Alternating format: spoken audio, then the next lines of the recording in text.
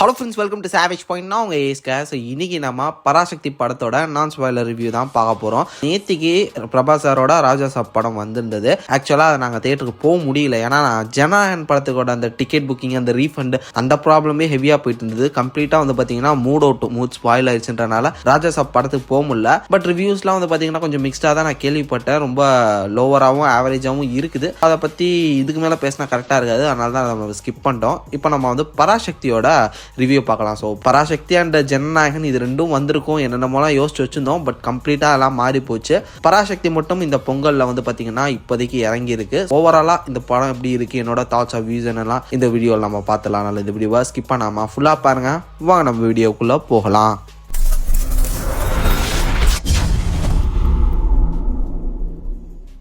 ஆக்சுவலாக வந்து பார்த்தீங்கன்னா ஸ்டோரி லைனராக இது வந்து ஒரு நல்ல டெக்னிக் அப்படின்னு சொல்லலாம். ஆக்சுவலி சுதா கொங்காரா மேம்கிட்ட அது வந்து பார்த்தீங்கன்னா ஒரு ஃபார்முலான்னு நினைக்கிறேன். அவங்ககிட்ட ஒரு சிம்பிள் ஃபார்முலா இருக்குது. அதில் அவங்க ஓன் ஸ்டோரிஸை வந்து பார்த்தீங்கன்னா ஈஸியாக அடாப்ட் பண்ணிக்கிறாங்க. ஸோ அதுக்கேற்ற மாதிரி அந்த கேரக்டர்ஸை வந்து பார்த்தீங்கன்னா ட்ரைவ் பண்ணுறாங்க. அந்த படத்தில் அந்த ட்ரைவில் அந்த பர்டிகுலர் கேரக்டரை வச்சு ட்ரைவ் பண்ணும்போது அந்த கேரக்டர்ஸோட அப்ஸ் அண்ட் டவுன்ஸ் அது வந்து பார்த்தீங்கன்னா என்னெல்லாம் பண்ணுது அப்படின்றத வச்சு போகும்போது ஈஸியாக நம்மளால் அந்த கேரக்டரோட கனெக்ட் ஆகி அந்த படத்தை வந்து பார்த்தீங்கன்னா ஓவராலாக நம்மளால கனெக்ட் பண்ணிக்க முடியுது. இது வந்து சிம்பிள் ஃபார்முலா நினைக்கிறேன் சுதா கொங்காரா மேமோட ஃபிலிம்ஸ்ல. அது வந்து இந்த ஒரு படத்துலயுமே சூப்பரா கனெக்ட் ஆயிருக்கு. லைக் எப்படி வந்து இறுதி சுற்றுலா மாதவன் அண்ட் ரித்திகா சிங் அந்த கேரக்டர் தான் வந்து பாத்தீங்கன்னா அந்த த்ரூ அவுட் ஃபிலிமோ, சூரிய போட்டுல சூர்யா சார்ன்ற அந்த ஒரு மனுஷனோட டிராவல் தான் அந்த ஒரு த்ரூ அவுட் ஃபிலிமோ. அது மாதிரி இந்த பராசக்தியை பொறுத்த வரையும் சிவகார்த்திகேயன் கேரக்டர் தான் கம்ப்ளீட் ஒரு கீ கேரக்டர். அவர் தான் ஒரு மெயின் கேரக்டர். அவரோட அப்ஸ் அண்ட் டவுன்ஸ் அந்த ஜேர்னி, அவர் என்னெல்லாம் கஷ்டப்படுறாருன்றதுல அரசியல் இருக்குது. அதாவது என்ன சொல்றதுன்னா, இது வந்து ஹிந்தி எதிர்ப்பு போராட்டம் அந்த ஒரு காலகட்டத்தில் நடந்த அந்த ஒரு விஷயங்கள்லாம் இந்த ஒரு படத்தில் இருக்கு. பட் இந்த கேரக்டரோட லைஃப்ல போகும்போது அது என்ன மாதிரிலாம் அவங்கள வந்து அடிச்சு தூக்கி போடுது, அந்த ஒரு விஷயம் அவங்களோட வாழ்க்கையை அதை என்ன மாதிரி அவங்களோட லைஃப்ல ரிஃப்ளெக்ட் ஆகுது அப்படின்றத வச்சு அந்த பிரச்சனையை சொல்லியிருப்பாங்க. போற போக்கில் அந்த பிரச்சனை எல்லாம் வந்து பாத்தீங்கன்னா அவங்களை என்ன மாதிரி பண்ணுது அப்படின்றத வச்சுதான் போயிருக்கும். ஃபர்ஸ்ட் ஒரு 40 மினிட்ஸ் வந்து பாத்தீங்கன்னா கம்ப்ளீட்டா அந்த கேரக்டர்ஸ்க்கு வந்து ஒரு டைம் எடுத்துக்கிட்டாங்க. அதுல சில சீக்வன்சஸ் வந்து போர் அடிச்சதுதான் ஓப்பனா சொல்லணும்னா. ஃபர்ஸ்ட் ஹாஃப்ல வந்து என்ன கேட்டிங்கன்னா அது ஒரு பெரிய நெகட்டிவ்னு சொல்லுவேன். ஸோ கேரக்டர்ஸ்க்கு வந்து பார்த்தீங்கன்னா ஒரு டைம் எடுத்துக்கிட்டாங்க. அது நான் ரொம்ப நல்ல விஷயம் தான். ஏன்னா ஒவ்வொரு கேரக்டர்ஸுக்கும் அந்த ஒரு தனி ஆர்க் வந்து ஒரு ப்ராப்பராக ஃபில் ஆகணும்னா அந்த கேரக்டர்ஸ் வந்து நம்ம மனசில் முதல்ல வந்து பதியணும். ஸோ அதுக்கான டைம்ன்றது கண்டிப்பாக கொடுத்து தான் ஆகணும். பட் ஒரு சில கான்வர்சேஷன் அண்ட் ஒரு சில விஷயங்கள் சீக்வன்சஸ்லாம் இன்ட்ரெஸ்டிங்காக இல்லை. லைக் சூரிய போட்டில் கூட வந்து பார்த்தீங்கன்னா ஹீரோ அண்ட் ஹீரோயினோட அந்த ஒரு கான்வர்சேஷன்லாம் ரொம்ப இன்ட்ரெஸ்டிங்காக இருக்கும். அது கதையோட ஓட்டத்துக்குமே ரொம்ப யூஸ்ஃபுல்லாக இருக்கும். அவங்களோட லவ் கான்வர்சேஷன்ஸ் அந்த ரொமான்ஸ்லாம் வந்து பார்த்தீங்கன்னா பொய்ட்டிக்கா அப்படியே கதை போற போக்கிலே இருக்கும். இது வந்து பாத்தீங்கன்னா அந்த ஒரு பழைய படங்கள்ல மாதிரி கொஞ்சம் படத்தோட கதைகள் லைட்டா இப்படி வந்துட்டு போற மாதிரியான ஒரு ஃபீல் எனக்கு கொடுத்துச்சு. அதனாலே வந்து பாத்தீங்கன்னா ஃபர்ஸ்ட் ஹாஃப்ல ஃபர்ஸ்ட் 40 மினிட்ஸ் வந்து கொஞ்சம் ஸ்லோ டவுனா தான் இருந்தது. செகண்ட் ஹாஃப்க்கு அப்புறம் தான் ஃபாஸ்டான அந்த ஒரு ஸ்கிரீன் பிளே வேணால பார்க்க முடிஞ்சு. ஃபர்ஸ்ட் ஹாஃப் ஃபுல்லாவே கம்ப்ளீட்லி ஸ்லோ தான், ஸ்லோவான அந்த ஒரு மோட்ல தான் ஃபர்ஸ்ட் ஹாஃப் போகுது. அதுக்கு அப்படியே ஆப்போசிட்டா செகண்ட் ஹாஃப் போகுது. ஃபுல்லா ரேசியான பிச்சு டக்கு டக்கு டக்குன்னு. ஏன்னா அதுக்கப்புறம் ஃபுல்லாவே வந்து பாத்தீங்கன்னா கலவரம், போராட்டம், கொலைகள், கான்ட்ரோவர்சி எல்லாமே வந்து பாத்தீங்கன்னா குமிஞ்சிருக்கு செகண்ட் ஹாஃப்ல தான் கம்ப்ளீட் கண்டென்ட்டே இருக்குன்றனால நம்மளால கண்ணை இமைக்க கூட டைம் கிடைக்காது. அந்த அளவு ரொம்ப முக்கியமான காட்சிகள், சீக்வன்சஸ், ஆக்ஷன் சீக்வன்சஸ்னு சொல்லிட்டு ரொம்ப ரேஸா போகுது. எனக்கு எல்லா கேரக்டர்ஸுமே பிடிச்சிருந்தது. பர்சனலா அதர்வா கேரக்டர், அப்புறம் சிவகார்த்திகேயன் சாரோட கேரக்டர், ஜெயம் ரவி சாரோட கேரக்டர் வந்து பாத்தீங்கன்னா எனக்கு ரொம்ப பிடிச்சிருந்தது.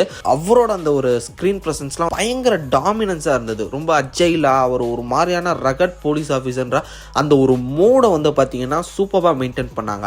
பர்சனலாக அந்த கேரக்டர் வந்து பார்த்தீங்கன்னா வேற லெவலில் பண்ணியிருந்தார் ஜெயம் ரவி சார். ஸோ அதை வந்து அப்படியே கிட்டத்தட்ட வாழ்ந்தார் அப்படின்னே சொல்லலாம். ஸ்ரீலீலா மேமோட ஆக்டிங்குமே வந்து சூப்பராக இருந்தது. ஸோ அவங்களோட ரோலுமே பார்ட் ஆஃப் ரோல் தான், ரொம்ப முக்கியமான ரோல் தான். அந்த ரோலுமே வந்து ஒரு கீ பாயிண்ட்டாக வந்து அந்த படத்தில் ஒரு சில இடங்களில் உதவி பண்ண தான் செய்யுது. ஓவராலாக வந்து பார்த்தீங்கன்னா எனக்கு கேரக்டர்ஸ் அண்ட் அந்த கேரக்டர்ஸோட கான்ஃப்ளிக்ட்லாம் ரொம்ப பிடிச்சிருந்தது. இது வந்து என்னோட ஒரு பர்சனல் ஒப்பீனியன். இந்த ஸ்டோரி அண்ட் கேரக்டர்ஸை பொறுத்த வரையும் ஓவராலாக ஃபிலிமாக என்னோட பாசிட்டிவ் அண்ட் நெகட்டிவ் ஒப்பீனியன்ஸை நான் வந்து இப்போ ஷேர் பண்ணுறேன். பாசிட்டிவ்னு எடுத்துக்கிட்டிங்கன்னா கேரக்டர்ஸ் எல்லாருமே சூப்பராக பண்ணியிருந்தாங்க. அண்ட் செகண்ட் ஹாஃப் வந்து பார்த்தீங்கன்னா பயங்கர ரேசியாக போச்சு. ஸ்டோரி, கண்டென்ட்ஸ் இது எல்லாமே இருக்குது. அதெல்லாமே வந்து பார்த்தீங்கன்னா கரெக்டாக சொல்லியிருக்காங்களா தப்பாக சொல்லியிருக்காங்களா அப்படின்ற கான்வர்சேஷன்லாம் ஆஃப்டர் ஃபிலிம் ரிலீஸ்க்கு அப்புறம் கண்டிப்பாக வரும். அந்த அளவு எனக்கு தெரியாது. அதுக்கெல்லாம் ஏகப்பட்ட புத்தகங்களை படிக்கணும். ஏன்னா அந்த காலத்தில் என்னெல்லாம் நடந்துச்சு, எப்படிலாம் நடந்துச்சு அப்படின்றத வந்து பார்த்தீங்கன்னா கம்ப்ளீட் பிக்கஸ்ட் ஹிஸ்டரி. அதெல்லாம் வந்து அந்த காலத்தில் பார்த்தவங்க, வளர்ந்தவங்க, படித்தவங்களாம் வந்து பார்த்தீங்கன்னா பார்த்தீங்கன்னா இந்த படத்தோட ரிலீஸ்க்கு அப்புறம் டீகோட் பண்ணுவாங்க. நீங்கள் கேட்டிங்கன்னா நான் கூட டீகோட் பண்ணுறேன். அது ஒரு விஷயங்கள் இருக்குது. பட் ஓவராலாக ஒரு படமாக இது எப்படி இருக்குன்னு கேட்டிங்கன்னா நல்லா நரேட் பண்ணியிருக்காங்க அப்படின்னு தான் நான் சொல்லுவேன். அதே மாதிரி நெகட்டிவும் நம்ம பார்த்து தானே ஆகணும். நெகட்டிவ் அப்படின்னு எடுத்துக்கிட்டிங்கன்னா எனக்கு ஃபர்ஸ்ட் ஆஃப் வந்து பார்த்தீங்கன்னா லிட்டில் பிட் ஸ்லோவாகவே இருந்தது. அதில் முடிஞ்சளவு ஒரு 20 நிமிஷத்தை வேறு மாதிரி கொஞ்சம் கிறிஸ்பியாக கொடுத்து இது இன்னும் கொஞ்சம் ஈக்குவலாக புஷ் பண்ணியிருக்கலாமோ அப்படின்ற மாதிரி தோணுச்சு. தென் இது மட்டும் இல்லாமல் பார்க்கும்போதே ஒரு சில விஷயங்கள் வந்து திருச்சு சொல்கிற மாதிரி தான் இருந்தது. அதில் ஒரு சில முக்கியமான கேரக்டர்ஸ் ட்ராவல் பண்ணும்போதும் வந்து பார்த்தீங்கன்னா ஒரு சில விஷயங்களை திருச்சு மேபி சேர்த்துக்கிட்டாங்களோ ஒரு சில கம்பல்சரிக்காக அப்படின்னு சொல்லிட்டு எனக்கு தோணுச்சு. இது படம் போகிற போக்கிலேயே போயிருக்கலாம். ஏன் இதை வந்து அரசியல் ரீதியாக ஒரு சில ஸ்டாண்ட்ஸை வந்து எடுத்த மாதிரின்னு எனக்கு தெரியல. ஏன்னா அந்த காலத்தில் போராட்டம்ன்றது வந்து பார்த்தீங்கன்னா கம்ப்ளீட்டாக அந்த ஒரு இளைஞர்களால் மட்டும்தான் எடுத்து நடத்தப்பட்டுச்சு. எந்த ஒரு கட்சியும் வந்து பார்த்தீங்கன்னா எடுத்து நடத்தலை அந்த ஒரு போராட்டத்தை. அதில் கட்சிகளும் கலந்துக்குச்சு அப்படின்னு வேணால் நம்ம எடுத்துக்கலாம். அப்படி தான் போயிருக்கணும். பட் ஒரு சில இடங்களில் லைட்டாக பிளேட் அப்படி இப்படின்னு மாறுச்சு. அது கொஞ்சம் நான் அக்செப்டபுளாக இருந்தது. பிஜிஎமும் பயங்கரமாலாம் இல்லை. இந்த படத்துக்கு வந்து பயங்கரமான பிஜிஎம் போடுறதுக்கான அவசியமும் இல்லை. சாங்ஸ் வந்து ஓவராலாக ஓகே தான். பட் பிஜிஎம்ஸ்லாம் வந்து பார்த்தீங்கன்னா எனக்கு பெரிய லெவலில் வந்து மைண்டில் உட்காரல.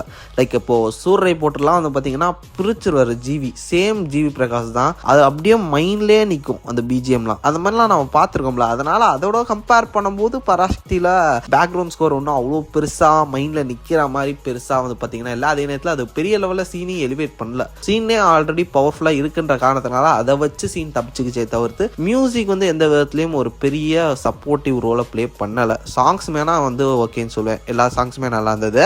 ஓவராலாக என்னோட ரிவ்யூ கேட்டிங்கன்னா மஸ்ட் வாட்ச் ஃபிலிம். ஸோ கண்டிப்பாக ஒரு ரெஃப்ரெஷ்மெண்ட்டாக இருக்கும். யங்ஸ்டர்ஸ் எல்லாருமே இப்போ ஆண்ட்ராய்ட் ஃபோன்லாம் வந்ததுக்கப்புறம் அந்த காலத்தில் அந்த ஒரு பீரியாடிக் டைம் லைனில் எப்படிலாம் இருந்தது அப்படின்றதெல்லாம் எக்ஸ்ப்ளோர் பண்ணுறதும் நல்லா இருந்தது. ஸோ ஆர்ட் ஒர்க்லாம் சூப்பராகவே பண்ணியிருந்தாங்க. அதில் ஒரு பொலிட்டிக்கலி அந்த காலத்தில் நம்ம என்னெல்லாம் பார்த்தோம், எப்படிலாம் கஷ்டப்பட்டோம் அப்படின்ற விஷயங்கள்லாம் பார்க்கும்போது maybe revisit type of film இதெல்லாம் கண்டிப்பாக ஒரு தடவை ட்ரை பண்ணலாம். அதனால் கண்டிப்பாக செக் பண்ணி பாருங்கள். என்னோட ரேட்டிங் வந்து பார்த்தீங்கன்னா 5க்கு 3 கொடுப்பேன். உங்களோட பர்சனல் ஒப்பீனியன்ஸ் அண்ட் ரேட்டிங்ஸ் என்ன, உங்களோட ரிவ்யூன்றதை மறக்காம கீழே கமெண்ட் செக்ஷனில் மென்ஷன் பண்ணுங்க.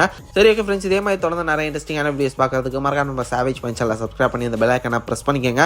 அடுத்த ஒரு இன்ட்ரெஸ்டிங்கான வீடியோவில் நாளைக்கு மீட் பண்ணுறது வரைக்கும் tata bye bye, take care from A Square.